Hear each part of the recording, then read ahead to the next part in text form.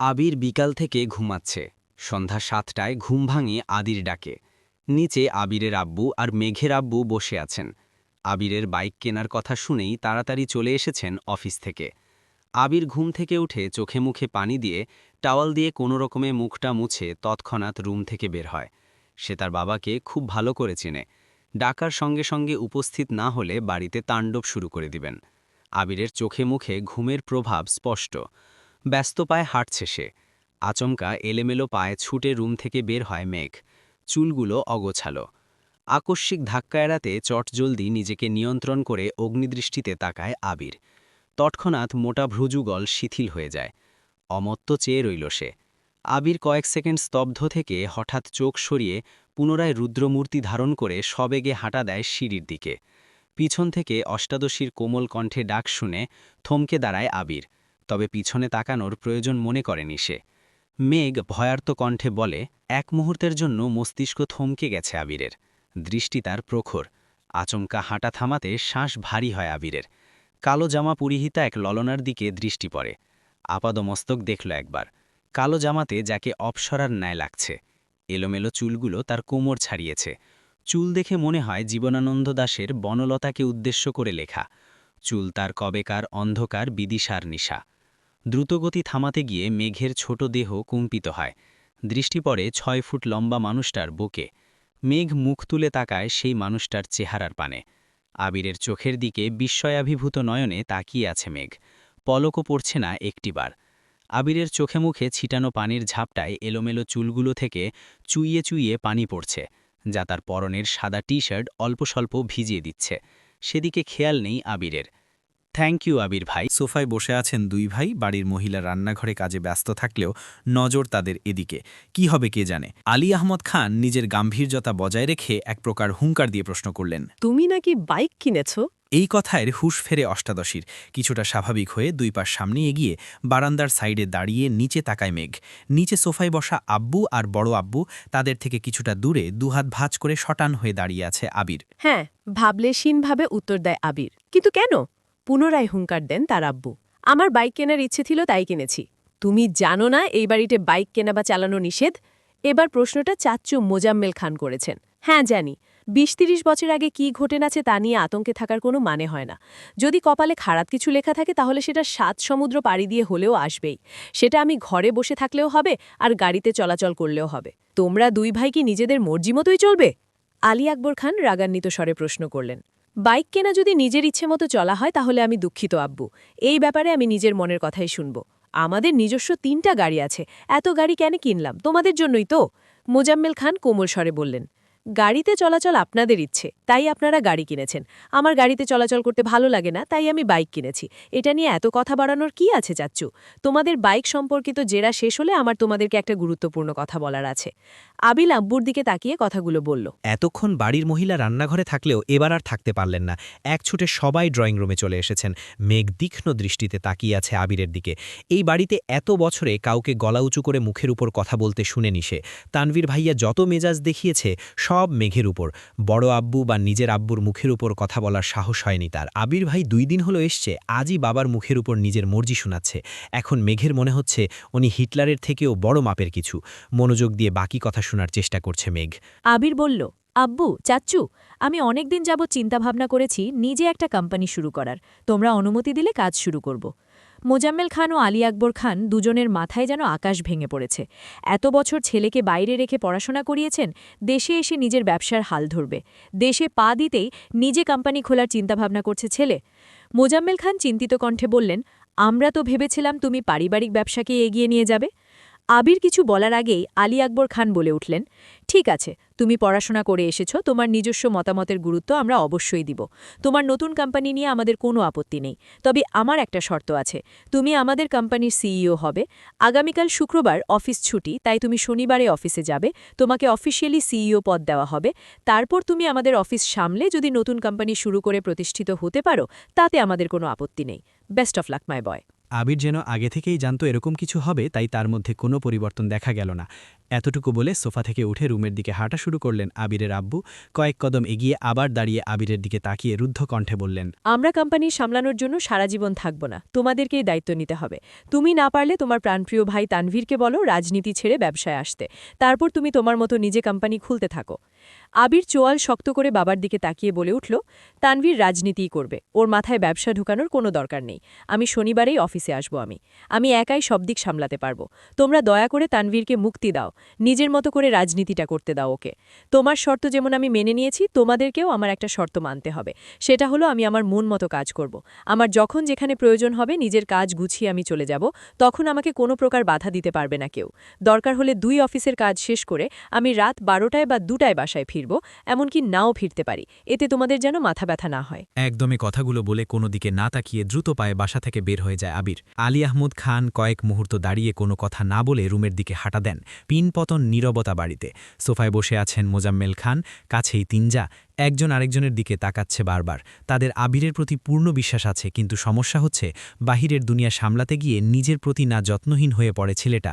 এটাই তাদের চিন্তার বিষয়। নিচে উপস্থিত মানুষগুলোর মধ্যে চিন্তার ছাপ দেখা গেলেও উপরে দাঁড়িয়ে এক প্রকার বিনোদন উপভোগ করছিল মেঘ। যেই বড় আব্বুর কথার উপর কারো কথা চলে না, আজও ওনার সাথে টক্কর দেওয়ার মানুষ এসছে। বাবা ছেলে কী না শর্তটায় দিচ্ছে, যেমন বাবা তেমন ছেলে, এসব ভেবেই হাসি পাচ্ছে মেঘের। হঠাৎ করেই হাসিটা গায়েব হয়ে মুখটা ভারী হয়ে গেল মেয়েটার, আর ফিসফিসিয়ে বলতে শুরু করলো, নিজে তো হিটলার, সাথে আমার ভাইটাকে বড় গুন্ডা বানাতে কি সুন্দর উৎসাহ দিচ্ছে। এত বছর ভাইয়ের জ্বালায় জীবন তেজপাতা, এখন আবার আরেকজনের আবির্ভাব হলো। কপালটাই খারাপ আমার, এখন নিজে যাওয়ার পরিস্থিতি নেই। তাই বিড়বিড় করতে করতে রুমে ঢুকতে যাবে, হঠাৎ চোখ পড়ে আবির ভাইয়ার রুমের দিকে। একরাশ হতাশা নিয়ে রুমে ঢুকে যায় মেঘ। বাবা মাকে ছেড়ে আলাদা রুমে থাকলে খুব স্বাধীনতা পাবে ভেবে নিচতলা থেকে উপরতলায় চলে এসেছিল মেঘ। আবির ভাইয়া বিদেশ যাওয়াতে কোনো চিন্তাই ছিল না, কিন্তু মেঘ আসার 15 দিনের মাথায় তানভীর ও মেঘের পাশের রুমে চলে আসে জিনিসপত্র নিয়ে। সিঁড়ি দিয়ে সোজা উঠতেই তানভীরের রুম। বোনকে পাহারা দিতেই মূলত এই রুমে আসা। তানভীর যতক্ষণ রুমে থাকে ততক্ষণ নিজের রুমের দরজাটা খুলে রাখে। মেঘ সিঁড়ি দিয়ে দৌড়ে উঠতে গেলেও ভাইয়ের কথা ভেবে আস্তে ধীরে ওঠানামা করে। বর্তমানে মেঘের অবস্থা নাজেহাল, কারণ তার এক পাশে আবির ভাইয়ের রুম আর এক পাশে তানভীর ভাইয়ের রুম। তানভীর ভাইয়ের পরের রুমটা মিমের জন্য ঠিকঠাক করা হচ্ছে। কিছুদিন পর থেকে মিমও উপরে থাকবে, কিন্তু তাতে কি ভাইয়ের ঘর ডিঙিয়ে মিমের রুম পর্যন্ত যেতে পারবে কিনা সন্দেহ আছে। রাত 10টার উপরে বাজে। সবাই খাওয়া দাওয়া শেষ করে যার যার রুমে চলে গেছে। আবির এখনও বাড়ি ফেরেনি। মালিহা খান সোফায় বসে অপেক্ষা করছেন ছেলের জন্য। 10-15 মিনিট পর বাড়িতে ঢুকলেন আবির আর তানভীর। মাপে বসে থাকতে দেখে কিছুটা রাগান্বিত হল ছেলে। আম্মু, তুমি আমার জন্য এভাবে রাত জেগে বসে থেকো না প্লিজ, আমি নিজের মতো করে খেয়ে নিব। তোর বউ আসলে আমি আর অপেক্ষা করব না তোর জন্য, সহসা উত্তর দিলেন মালিহা খান। বড় আম্মুর কথা শুনে সশব্দে হেসে উঠে তানভীর। আবির ঘাড় ঘুরিয়ে তাকায় তানভীরের দিকে। সঙ্গে সঙ্গে তানভীর হাসি থামিয়ে ফেলে। নিঃশব্দে হাসছে সে। তানভীর বরাবরই ভীতু প্রকৃতির। বাহিরে যতই শক্তপোক্ত থাকুক না কেন, বাবা, চাচা আর ভাইয়ের সামনে সে যেন ভেজা বিড়াল। এতদিন যত কাজই থাকত, ছেলেটা 8-9টার মধ্যে বাড়ি এসে সবার সাথে খেতে বসত। কিন্তু আবির ফেরাতে টাইম শিডিউলে কিছুটা পরিবর্তন হয়েছে ছেলেটার।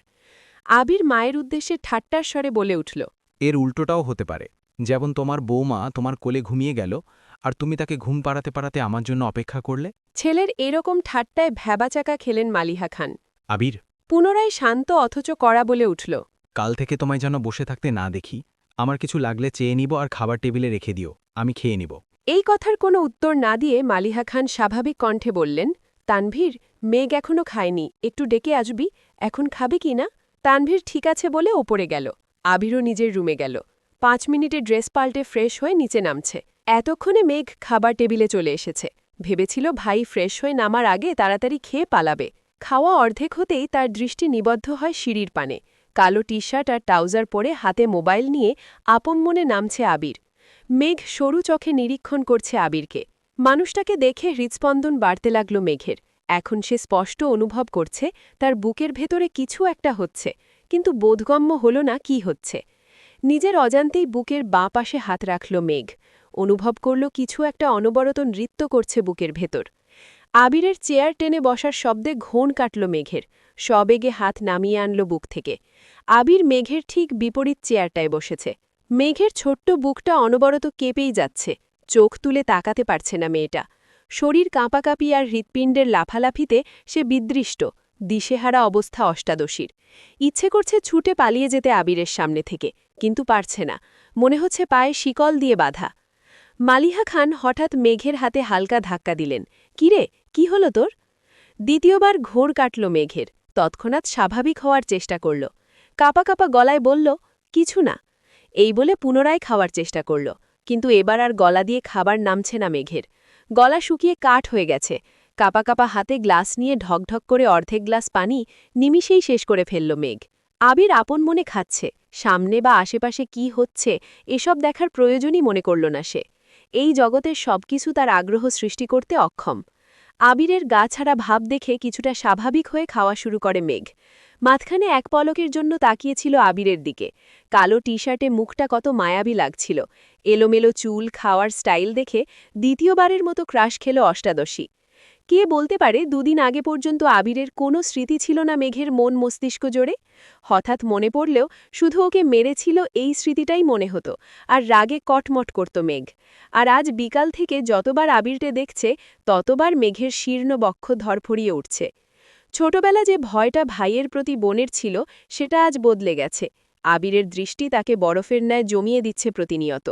এই দৃষ্টিতে সূচালো কিংবা ধারালো অস্ত্র আছে যা এক কিশোরীর বক্ষপিঞ্জর এফোর ওফোর করে দেওয়ার ক্ষমতা রাখে। আবিরের দিকে একদৃষ্টিতে তাকিয়ে হাবিজাবি চিন্তা করছিল মেঘ। আবির চোখ তুলে তাকাতেই মেঘের মনোযোগ ঘুরে গেল। আবিরের তপ্ত দৃষ্টি মনে হচ্ছে ফালা ফালা করে দিচ্ছে হৃৎপিণ্ডটা। দৃষ্টি সংযত করে চিবুক নামিয়ে নিল বলায়। সহসা মুখ বিবর চুপসে গেছে আমসত্ত্বের ন্যায়। দ্বিতীয়বার আবিরের দিকে তাকানোর স্পর্ধাটুকু হয়নি অষ্টাদশীর। এর মধ্যে মালিহা খান ছেলে আবিরের উদ্দেশ্যে বলে উঠলেন, তোর নতুন কোম্পানিটা কি না খুললে হয় না? তোর বাবা বিষয়টা ভালোভাবে নিচ্ছেন না। কেন বাবাকে রাগিয়ে দিচ্ছিস? তোর বাবা তোকে অনেক ভালোবাসে। শানিত স্বরে মায়ের দিকে তাকিয়ে আবির বলা শুরু করল। ছেলেরা সারা জীবন বাবাদের প্রিয় থাকতে পারে না। নিজের স্বপ্ন ও ইচ্ছেকে প্রাধান্য দিতে গিয়ে দূরত্ব বেড়ে যায় বাবা ছেলের। এটা অস্বাভাবিক কিছু না। যদি বাবার স্বপ্ন বা ইচ্ছের হাল প্রতিটা ছেলে ধরত, তাহলে পৃথিবী এতটা এগিয়ে যেত না। আমাকেও দেশ ছেড়ে এত বছর বাহিরে পড়ে থাকতে হতো না। আব্বু নিজে এই কোম্পানি শুরু করেছিল। উনি যদি ওনার বাবার ইচ্ছেকে প্রাধান্য দিতেন তাহলে আজ এতদূর পৌঁছাতেন না। তাছাড়া আমি তো বলিনি বাবার স্বপ্ন বাদ দিয়ে আমি আমার স্বপ্নকে প্রাধান্য দেব। আমার স্বপ্ন একান্তই আমার। আমি দুদিকই সামলাবো। তুমি এসব নিয়ে অযথা চিন্তা করে নিজের শরীর খারাপ করো না। এ তো চাপ আর দৌড়াদৌড়ি করে তো নিজে অসুস্থ হয়ে পড়বি বাবা। আমি তোমাকে বললাম আমার জন্য দুশ্চিন্তা করতে হবে না। ভাইয়ার জন্য চিন্তা করার মানুষ আছে বড় আম্মু, তুমি রিল্যাক্সে থাকতে পারো। মেঘ এতক্ষণ নীরবে খেলেও এই কথা শোনামাত্রই ছোট দেহ কম্পিত হয় তার। আতঙ্কিত হয়ে তাকালো আবিরের দিকে। তৎক্ষণাৎ ঘাড় ঘুরিয়ে তাকালো তানভীরের দিকে। অমনি মুখটা চুপসে গেল তানভীরের। করুণ স্বরে বলল, সরি ভাই। পিনপতন নীরবতা খাবার টেবিলে। কেউ কোনো কথা বলছে না। মেঘের মনটা সহসা খারাপ হয়ে গেল। তানভীর আবিরের একনিষ্ঠ ভক্ত, এক কথায় দুজন দুজনের বেস্ট ফ্রেন্ড। আবির গুরুগম্ভীর স্বভাবের, লাগি, কথা কম বলে, কিন্তু দিন শেষে আবিরের অপ্রকাশিত আবেগগুলো তানভীরকেই শেয়ার করে এসেছে এত বছর, এমনকি এখনও। আবিরের থেকেও বেশি ভালোবাসে তানভীর আবিরকে। আবির যদি বলে সারারাত এক পায়ে দাঁড়িয়ে থাকবি, তানভীর তাই করবে। অবশ্য করবে নাই বা কেন, সেই কলেজ লাইফ থেকে রাজনীতি করার ইচ্ছে তানভীরের। পড়াশোনায় তার বিশেষ আগ্রহ ছিল না। বড় আব্বু এবং আব্বুকেও বলেছে কয়েকবার, তাদের করা জবাব, রাজনীতি আমাদের পছন্দ না, এই বাড়ির কেউ রাজনীতি করবে না। একদিন বাধ্য হয়ে ভাইকে কল করেছে তানভীর। ভালোমন্দ কথা শেষ করে তানভীর ভয়ে ভয়ে বলল, ভাইয়া, তোমার সাথে আমার একটু কথা ছিল। আবির সাবলীল ভঙ্গিতে উত্তর দিয়েছিল সেদিন, রাজনীতি করতে চাস তাই তো? তানভীর নিজের কানকে বিশ্বাস করতে পারছিল না। আবির এত স্বাভাবিকভাবে কথাটা বলছে। আবির, বলো। তুই রাজনীতি কর, সমস্যা নাই, কিন্তু কিছু বিষয় মাথায় রাখবি। বিষয়টা দেখতে যতটা সহজ ততটাও সহজ না। একনিষ্ঠ এবং সৎ থাকতে হবে তোকে। দল মত নির্বিশেষে তোকে সত্যের পথে চলতে হবে। পা চাটা স্বভাব যেন না হয়। তানভীর ভয়ে ভয়ে বলল, বড় আব্বু আর আব্বু তো রাজি হচ্ছেন না। আবির হেসে উত্তর দিয়েছিল, ওইসব আমি সামলে নিব। তুই আমায় কথা দে, তুই তোর জায়গায় সৎ থাকবি, আর যে কোনো সমস্যা আমায় শেয়ার করবি। সেদিন খুশিতে তানভীরের চোখ টলমল করছিল। আবির সামনে থাকলে হয়তো জড়িয়ে ধরে কেঁদে দিত ছেলেটা। সেদিনই ভাইকে কথা দিয়েছে সে সারা জীবন সৎ থাকবে এবং একনিষ্ঠভাবে রাজনীতি করবে। এরপর থেকে রাজনীতি সম্পর্কিত যত ঝামেলা আছে, কি করা দরকার, কোনটা করলে ভালো হবে, সবই ভাইয়ের সাথে সিদ্ধান্ত নিয়েছে তানভীর। আজ সে ছাত্রলীগের সহসভাপতি, সবটুকু ক্রেডিট আবিরের। আগামী বছর মেয়র নির্বাচনের পরে নতুন করে সভাপতি করা হবে, তাই তানভীর চেষ্টা করছে যেন এইবার সভাপতি হতে পারে। তানভীরের রাজনীতির জন্য বাবা চাচার সাথে আবিরের কথা কাটাকাটি সেই শুরু থেকেই, কিন্তু আবিরের এক কথা, তানভীর রাজনীতিই করবে। আজ সন্ধ্যায়ও বাবা চাচার মুখের ওপর বলেছিল তানভীরকে কোনো প্রকার বাধা যেন না দেওয়া হয়।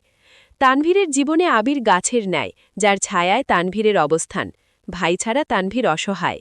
খাওয়া শেষ করে আবির নিজের রুমে চলে গেছে, তানভীরও চলে গেছে, কিন্তু বসে আছে মেঘ। সে খাবার টেবিলে সবার আগে এসেছিল, ভেবেছিল ভাইয়ের আগে খেয়ে পালাবে, কিন্তু তার হলো কই। আবিরের জীবনে কেউ আছে, এই কথাটাই মাথায় ঘুরপাক খাচ্ছে অষ্টাদশীর। ভাতের প্লেটে আঙুল ঘুরাচ্ছে আর ভাবছে, আমার ছোট্ট মনটা এভাবে ভেঙে গেল, প্রেমে পড়ার আগেই ব্রেকআপ হয়ে গেল। ছি! তৎক্ষণাৎ নিজের মনকে নিজেই সান্ত্বনা দিচ্ছে। থাক, মন খারাপ করিস না, ছেলেটা ভালো না। মনে নেই তোকে ছোটবেলা মেরেছিল? আজ তো হিটলার। তোর জীবনে রাজপুত্র আসবে, যার জীবনে রাজ করবি শুধু তুই। মালিহা খান মেঘের হাতে পুনরায় ধাক্কা দিয়ে বলল, থাক, তোর আর খেতে হবে না। এতে হুঁশ ফেরে মেঘের। মেঘ কিছু বলার আগেই খাবারের প্লেট সামনে থেকে নিয়ে যান উনি। বড় আম্মুর এসব কর্মকাণ্ডে আহাম্মক বনে যায় মেঘ। মালিহা খান বলে ওঠেন, এভাবে 14 ঘন্টা ভাত নিয়ে বসে থাকলে বিষ হয়ে যাবে খাবার। মেঘেরও খাবার খাওয়ার তেমন ইচ্ছে নেই আর। সে তো নিজেকে সান্ত্বনা দিতে ব্যস্ত। হাতটা ধুয়ে রুমের দিকে যাচ্ছে। মালিহা খান মেঘকে ডেকে আবার বললেন, তোর কি পেট ভরেছে নাকি নতুন করে খাবার দিব তোকে? আর খাব না। এইটুকু বলে রুমে চলে আসে মেঘ। পড়তেও ইচ্ছে করছে না মেয়েটার, চুপচাপ শুয়ে আছে। চোখ বন্ধ করতেই ভেসে ওঠে আবিরের হাসি। বাইক এনে যখন হাসি মুখে বলছিল, কথাগুলো কানে ভেসে আসছে। কি সুন্দর করে কথা বলে মানুষটা, তাকানোর ধরন, রাগলে কুচকে ফেলা ঘন ভ্রুদুলো, সবই যেন চোখের সামনে ভাসছে মেঘের। সঙ্গে সঙ্গে চোখ খুলে ফেলে মেঘ, বুক ভেঙে আসে কষ্টে। এই লোক আমার ভাবনায় কেন আসছে বারবার? এই লোক তো অন্য কারো। এই বলে অভিমানে ঘুমিয়ে পড়ে মেঘ। আজ শুক্রবার, সকালে থেকে বাড়িতে হইচই শুরু হয়ে গেছে। মিম, আদি আর মেঘ দুষ্টামি আড্ডায় মাতিয়ে তুলেছে ড্রয়িং রুম। 3 জার রান্নায় ব্যস্ত। আবির বাড়ি ফিরেছে বলে আবিরের 2 মামা, 2 খালা, তাদের বাচ্চারা সবাই দেখতে আসবে। মিম আর মেঘের মামা খালাদের বাড়ি থেকেও বেড়াতে আসবে মানুষ। বেশিরভাগ মানুষই চাকরিজীবী, যার ফলে শুক্রবার ছাড়া কারও সময় নেই। ইকবাল খান ব্যস্ত বাজার করা নিয়ে। যখন যা লাগছে উনি ছুটছে নানার জন্য। তানভীরের সকাল থেকে কোনো খোঁজ নেই। সকালে নাস্তা করে বেরিয়েছে, পার্টি অফিসে কাজ আছে। বিকালে ফিরবে বলে চলে গেছে। এজন্য মেঘের কোনো ভয় ডর নেই। আপন মনে আড্ডায় মগ্ন মেয়েটা। হঠাৎ উপরে করিডর থেকে আবির ডাক দিল মাকে। আম্মু, একটু কফি দিতে পারবে? এই বলে রুমে চলে গেল পুনরায়। উত্তর শোনারও প্রয়োজন মনে করেনি সে। মালিহা খান কফি করে মেঘকে ডাক দিলেন। কফিটা আবিরকে দিয়ে আয় তো মা। তৎক্ষণাৎ মেঘের মনে পড়ে গেল গত রাতের কথা। সহসা বলে উঠল, আমি কেন, মিম দিয়ে আসুক। মালিহা খান কিছুটা বিরক্তি নিয়ে বলল, ওরা নিলে ফেলে দিবে, তখন আরেক মুসিবতে পড়ব। বাড়িতে একটু পর মেহমান আসবে, জানা মা। মেঘ আর কথা না বাড়িয়ে ধীর পায়ে পায়ে হাঁটতে হাঁটতে আবিরের দরজা পর্যন্ত আসল। গলা শুকিয়ে যাচ্ছে মেঘের, বুকের ভেতরে ধুকপুকটা বেড়ে যাচ্ছে, হাত পা কাঁপছে। আস্তে আস্তে দরজায় টকা দিল মেঘ। আবির বলল, দরজা খোলা আছে। কাপা কাপা হাতে দরজা ধাক্কা দিল মেঘ। আবির ল্যাপটপে কি যেন করছে, তাকিয়েও দেখল না কে এসেছে। আবির বলল, এখানে রেখে যা। মেঘ হাঁটতে পারছে না, হাত আরও বেশি কাঁপছে এখন, পায়ে একটুকু জোর পাচ্ছে না, ঠায় দাঁড়িয়ে আছে আগের জায়গায়। আবির ল্যাপটপ টেবিলে রেখে মেঘের মুখোমুখি এসে দাঁড়িয়েছে। হাত থেকে কফির কাপটা নিয়ে ড্রেসিং টেবিলের সামনে রাখে। মেঘের সেদিকে কোনো মনোযোগ নেই। তার মস্তিষ্কের প্রতিটা নিউরন ছুটছে এদিক সেদিক। বডি স্প্রের তীব্র ঘ্রাণে হুঁশে ফেরে মেঘ। তার থেকে 1 ফুটের দূরত্বে দাঁড়িয়ে আছে আবির। আচমকা এভাবে এসে দাঁড়ানোয় একটু ভ্যাবা চাকা খেল মেয়েটা। মেঘ ত্রস্ত ঘুরে গেল, নিজের ওপর জোর খাটিসে পা বাড়ায় দরজার দিকে। সবেগে শুদ্রি হস্তে মেঘের কনুই চাপে ধরল আবির। কড়া কণ্ঠে বলল, এদিকে তাকা। অনিচ্ছা সত্ত্বেও ঘুরে দাঁড়াল মেঘ, চিবুক নেমে গলায় আটকাল, সারা শরীর কাঁপছে শীতল স্বরের হুমকিতে। কানের লতি গরম হয়ে যাচ্ছে, সাথে আবিরের শরীরের আর বডি স্প্রের তীব্র গন্ধ নাকে লাগছে মেঘের। আবির পুরু কণ্ঠে বলল, কফিটা টেবিলে দিয়ে আসতে বলেছিলাম, কথা কানে যায় না? এতটুকু বলতেই মেঘ হেলে দুলে পড়ে যেতে নেয়। টালমাটাল মেয়েটার বাহু ধরে সোজা দাঁড় করিয়ে দিল আবির। জ্ঞান হারাতে হারাতেও যেন হারায়নি মেঘ। আবিরের চাউনিতে তীক্ষ্ণতা। গম্ভীর কণ্ঠে বলল, তুই কি পুষ্টিহীনতায় ভুগছিস? অবশ্য ভুগবি নাই বা কেন? খাবার প্লেটে আঙুল ঘুরালে কি আর শরীরে পুষ্টি হবে?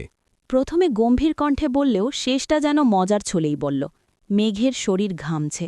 কে বুঝাবে এই লোকটাকে, যাকে দেখলে অষ্টাদশীর সব শক্তি নিমিষেই মিলিয়ে যায় কোথায় যেন, যার দৃষ্টি কেড়ে নেয় তার সমস্ত ধ্যান জ্ঞান মনোনিবেশ।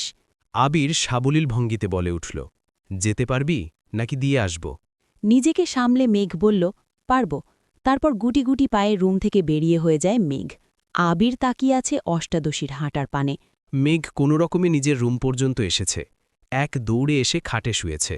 মন মস্তিষ্ক অস্বাভাবিকভাবে লাফালাফি করছে। কয়েক মুহূর্তের মধ্যেই নিজের অস্তিত্ব খুঁজে পেল না। সেন্স হারিয়ে পড়ে আছে বিছানায়। 11টার পর থেকে মেহমান আসা শুরু হয়েছে। বাড়িঘর ভরে গেছে আত্মীয় স্বজনে। মিম আদি গোসল করে সেজেগুজে গল্প করছে সবার সাথে। আবির একেবারে নামাজের সময় ঘর থেকে বের হয়েছে। টুপি পাঞ্জাবি পরায় অন্যান্য দিনের থেকেও অনেক সুন্দর লাগছে ছেলেটাকে। সবাইকে সালাম দিয়ে টুকটাক কথা বলে মামাদের সাথে বেরিয়ে যায় নামাজ পড়তে। মেঘের দেহ এখনও বিছানায় লেপ্টে আছে। বোনকে খুঁজতে মিম উপরে গিয়ে দেখে মেঘ ঘুমাচ্ছে। ডাকতে ডাকতে মেঘের ঘুম ভাঙে। মিম বলল, আপু, ও আপু উঠো। এখন ঘুমাচ্ছ কেন? বাড়িতে মেহমান চলে আসছে। আজান পড়ে গেছে অনেকক্ষণ আগে, উঠো নামাজ পড়ে রেডি হও, আম্মু আমায় পাঠাইছে, তোমায় ডাকছে। কিছুক্ষণ পর মেঘের জ্ঞান ফেরে। পাশের দেয়ালে টানানো দেয়াল ঘড়ির দিকে তাকায়। শোয়া 1টা বাজে। তৎক্ষণাৎ শোয়া থেকে উঠে বসে। আবিরকে কফি দিতে গেছিল 8:30 9টার মধ্যে। 4 ঘন্টার উপরই তার জ্ঞান ছিল না। 5 মিনিট বসে তারপর গোসলে চলে যায়। নামাজ পড়ি আবিরের দেয়া একটা জামা পরে নিল মেঘ। বেগুনি রঙের গাউন, মোটামুটি গর্জিয়াস। চুলগুলো খোপা করে নিল। এত লম্বা চুল ছেড়ে রাখলে কিছুই করতে পারবে না সে। মুখে হালকা ফেস পাউডার দিয়ে গোলাপি রঙের লিপস্টিক দিল হালকা করে। রুম থেকে বের হলো প্রায় 3টার দিকে। মামা খালারা সবাই খেতে বসেছে। ছোটদের খাওয়া শেষ। রুম থেকে বের হয়ে করিডর দাঁড়িয়ে পরিস্থিতি বোঝার চেষ্টা করছে সে। বাড়িতে এত হইহুল্লোড়ের শব্দে মাথা ধরে ফেলছে মেঘের। নজর পড়ে সোফার দিকে।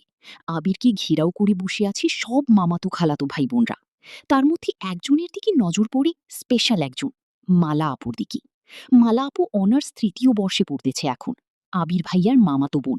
মালা আপুর একটা বড় আপুও আছে, উনি মাইশা। ওনার পড়াশোনা শেষ, জব করতেছেন এখন। 2 বোনই এসেছেন। কিন্তু মালা আপুর দৃষ্টি কেমন জানি আবির ভাইয়ার দিকে এমনভাবে তাকিয়ে আছে যেন চোখ দিয়ে গিলে খাবে আবির ভাইকে। বিষয়টা দেখেই মেঘের মেজাজ গরম হয়ে গেছে।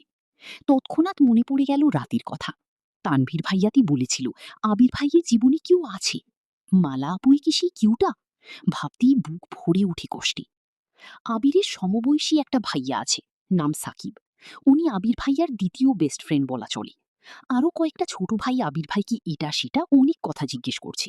বিদেশে কেমন লাগে, পড়াশোনা কেমন, কিভাবে থাকতে হয়, এইসবই।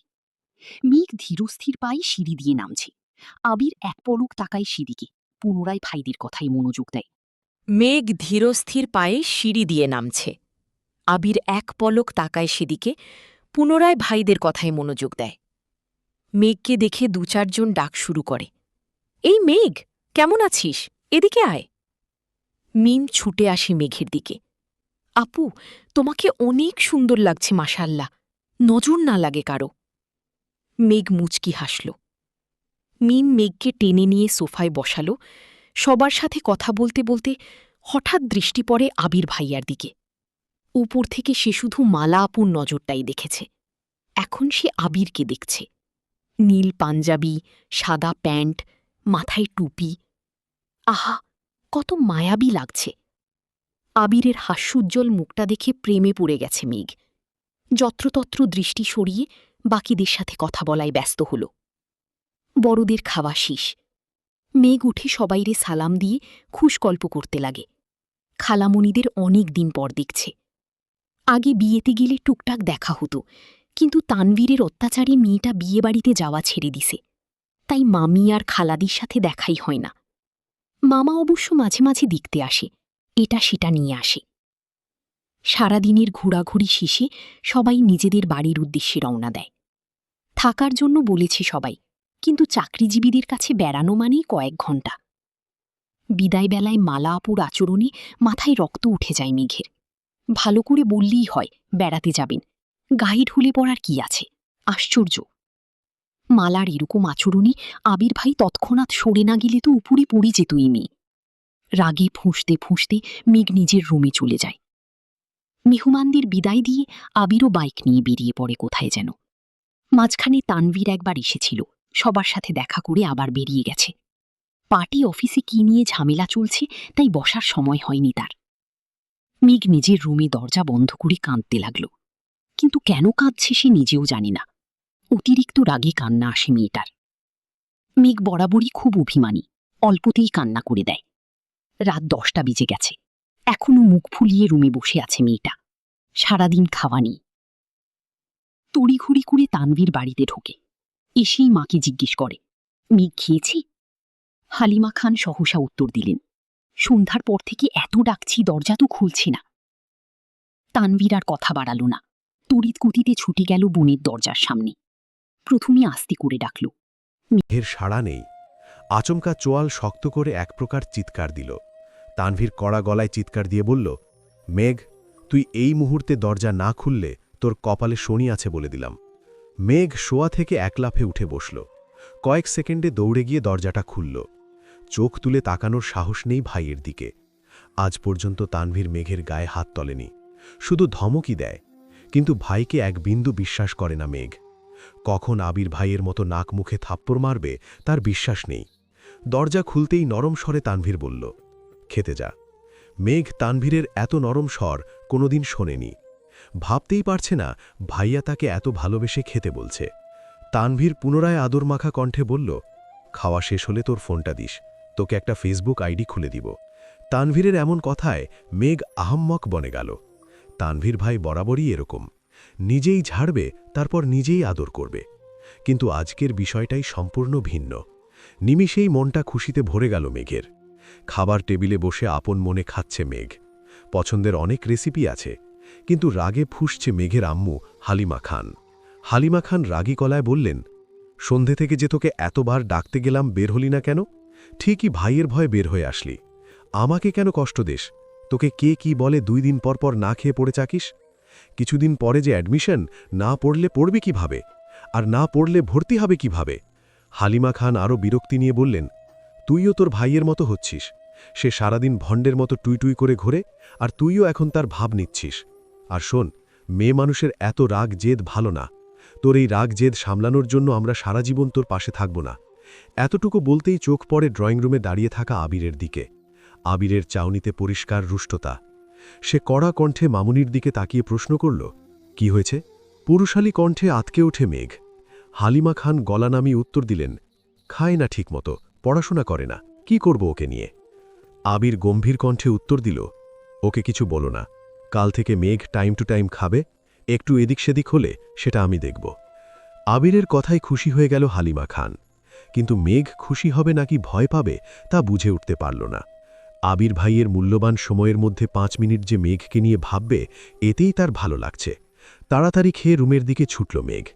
তানভীর ভাইয়ের রুমে গিয়ে দেখল সে নেই। বাধ্য হয়ে মেঘ জোরে ডাক দিল, ভাইয়া।